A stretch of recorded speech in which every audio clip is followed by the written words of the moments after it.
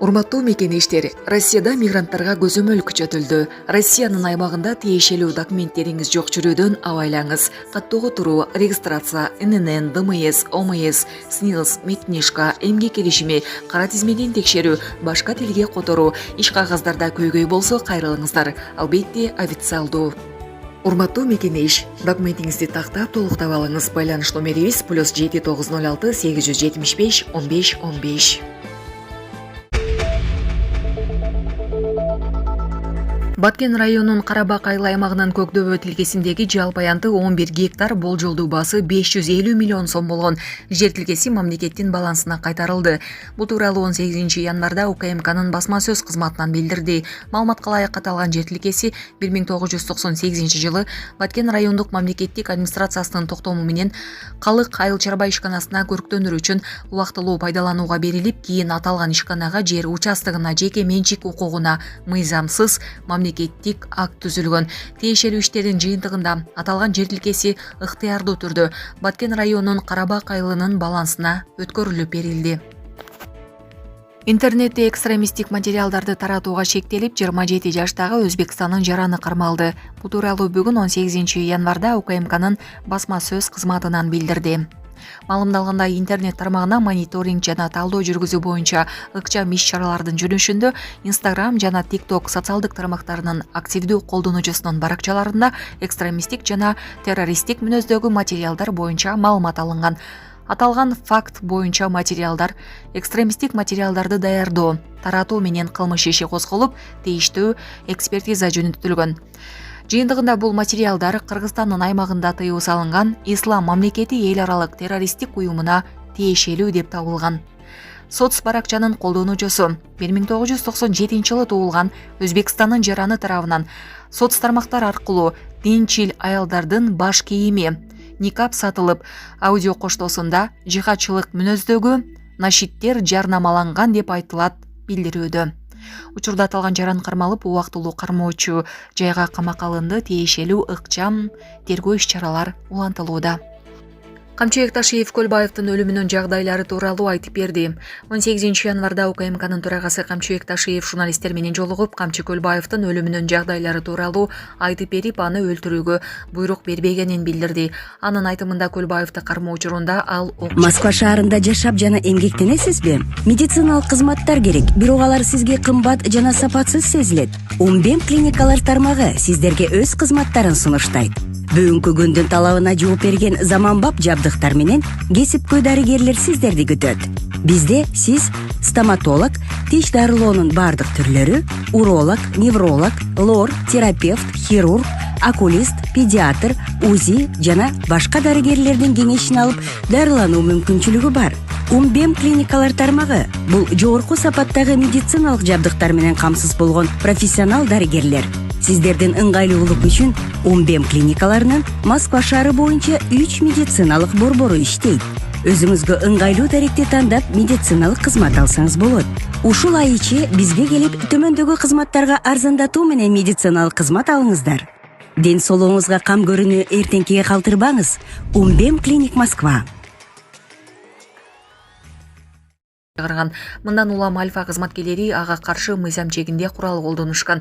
Биздин кызматкерлердин тобу Камчы Көлбаевди дөөчөңүздүн өлүмүнө байланыштуу иликтөөгө алып келиши керек болчу. Бизде анын дөөчөңүздүн өлүмүнө тиешеси бар деген конкреттүү маалыматтар, далилдер бар болчу, деди Ташиев.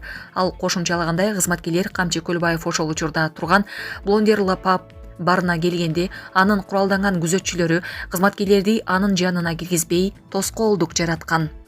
Альфа кызматкерлери спорттук чеберчилигин пайдаланып, биздин кызматкерлердин өтүшүнө жолдо болуп жаткан күзөтчүлөрүн токтотушкан.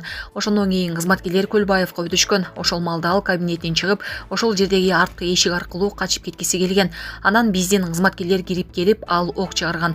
Натыйжада Альфа тобунун кызматтык куралы аны токтотуу үчүн колдонулуп, ал жарадар болуп, алар айткандай, анан каза болгон, деди Ташиев. Камчыбек Ташиев ошондой эле анын буга чейинки жогорку окуу жайдын жетекчилери менен жолугушуу учурунда айтканын кээ бир журналисттер туура эмес кылып таратканын айтты.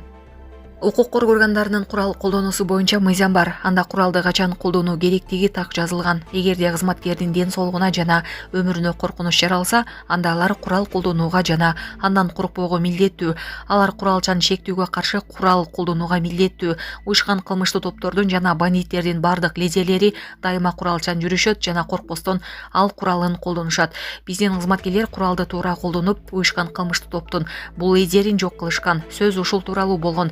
Кээ бир журналисттер Көлбаевди өлтүрүүгө жеке мен буйрук бергендей кылып бурмалап жазып таратышты. Бул туура эмес, деди УКМК башчысы. Ташиев ошондой эле бир дагы жетекчи өзүнүн функционалдык милдеттерине жана укуктарына ылайык эч кимди өлтүрүүгө буйрук бербей турганын кошумчалады. Булак Супер KG. Садыр Жапаров Өмүрбек Бабанов менен чогуу Алтайда лыжа тээп келди. Өлкө башы Садыр Жапаров Алтайга барып лыжа тээп келди. Бул тууралуу президент социалдык тармактагы баракчасына жазып, андагы сүрөттөрдү жүктөдү. Жарыяланган сүрөттөрдө Алтайга президент менен чогуу Өмүрбек Бабановдун дагы барганын көрүүгө болот. Алтай дегенде бир саамга ойлонуп, кыял чабыты козголбогон кыргыз болбосо керек. Кыргыз эли өзүбүздүн басып өткөн жолубуздун эң бурулуш чечүүчү учурун Алтай жергеси менен байланыштырабыз. Элдик түшүнүккө караганда Алтай кыргыз эли мекендеген, өнүп өскөн ыйык жерлердин бири. Манас атабыз туулуп турулгон жер. Окумуштуулардын пикиринде кыргыздардын бир бөлүгү улуу кыргыз каганаты маалында эле Алтай чөлкөмүн туруктуу байырлап калышкан. Бир катар кыргыз урууларына тектеш уруулардын азыркы алтайлыктардын курамында гана болушу биздин Алтай менен жакындыгыбыздын белгиси. Маселен, Мундус, Дөөлөс жана башка уруулар кыргыздар менен алтайлыктарда гана бар. Кыргыз тилинин көптөгөн түрк тилдеринин ичинен Алтай тилине эң жакын болушу да кокустук эмес. Бул туурасында академик Болот Юнусалиев учурунда жетиштүү жүйөлөрдү келтирип, жеткилең түшүндүрүп берген. Азырдагы Алтай жергесинде биздин жер субаттарындай жерлер, тоолор, аймактар бар экени дагы бир нерседен кабар берип турат. Демек кыргыз эли үчүн Алтай жергеси дагы алтын бешиги. Өткөн тарыхы менен байланыштырып турган рухий дем ырыологон улуу касиетке ээ экени. Мына ушул Алтай жергесине барып жаңы салынган Мажерук кыргыз шааты Миң жүрөк лыжа базасын көрүп келдим. Шарттары абдан жакшы, тейлөө кызматы эң жогорку деңгээлде экен. Биз дагы Кудай буйруса жакын арада Жыргалаң, Ак булак, Бозучук тоолорун бириктирген ушундай лыжа базасын куруп баштайбыз. Куруучу компаниялар үчүн февраль айында конкурс өткөрүлөт. Утуп чыккан компания курулушту баштайт, деп жазды Садыр Жапаров. Булак Супер KG. УКМК Айка Мусаева аттуу белгилүү блогерди кармады. Жалал-Абад шаарында Айка Мусаева деп таанылган белгилүү блогер кармалды. Бул тууралуу УКМК кабарлады.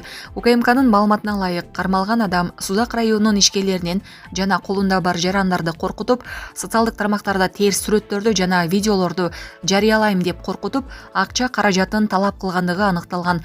Учурда тергөө амалдары менен 120 миң жана 80 миң сом акча талап кылуу жана алуу боюнча 2 факт аныкталды.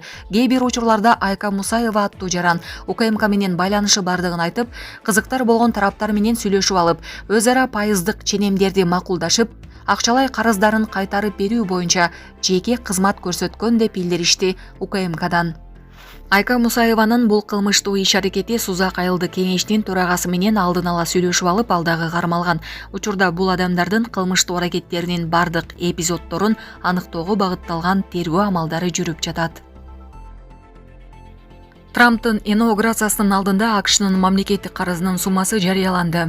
2025 жылдын январь айынын орто ченинде АКШнын мамлекеттик карызы өткөн жылдын январь айынын ортосуна караганда 7% жогорулуу болду. Бул тууралуу РИА Новости агенттиги АКШнын каржы министрлигинин маалыматына таянуу менен билдирди. Учурда Американын мамлекеттик карызы 36 триллион 174 миллиард долларды түзөт. Бул бир Америка жаранына 106 миң 400 долларды түзөт. Джо Байдендин президенттик учурунда АКШнын карызы 8 триллион долларга өскөн. 2021 жылы АКШнын карызы 28 триллион долларды түзгөн. АКШнын мамлекеттик карызы Орусиянын мамлекеттик карызынан 8,3 эсе көп. Элон Маск адамзат үчүн коркунучтуу билдирүү жасады. Адамдар балалуу болууну азайтса, адамзат бул дүйнөдөн жок болот. Мындай божомолду америкалык миллиардер Элон Маск X социалдык тармагына жарыялады. Ал дүйнөдө төрөттүн саны кескин төмөндөгөнүн белгилеп, балалуу болуу ушундай темп менен кетсе, адамзат бул дүйнөдө жок болот деп жазды. Буга чейин Элон Маск төрөттүн аздыгынан Германия менен Европа жок болуу алдында турганын да билдирген. Иранда жогорку соттун 2 судьясын алып кетишти. Ирандын борбору Тегерандагы жогорку соттун алдында атышы болуп, 2 судья набыт болду. Бул тууралуу чет элдик басылмалар жазышты. Маалыматка ылайык, судьяларга кол салган адам өз жанын кыйган. Сот бийлиги өлтүрүлгөн соттор Мухаммад Магиши жана Али Разин экенин тактады. Жогорку соттун 3 судьясына кол салуу болду. Алардын 2 каза болуп, бирөө жарадар болду деп айтылат сот бийлигинин сайтында. Сот бийлигинин басма сөз катчысы Азгар Жахангир мамлекеттик телеканалга тапанча менен куралданган адам 2 судьянын бөлмөсүнө кирип, аларга ок чыгарганын билдирди. Анын айтымында 2 судья тең улуттук коопсуздукка, анын ичинде тыңчылык жана терроризмге байланыштуу маселелерге көптөн бери аралашкан. Кол салуунун себеби азырынча белгисиз. Оппозициялык интернет сайттар каза болгон судьялардын бири буга чейин саясий туткундардын сотуна катышканын жазышты. Бийлик бул окуя боюнча иликтөө башталганын билдирди.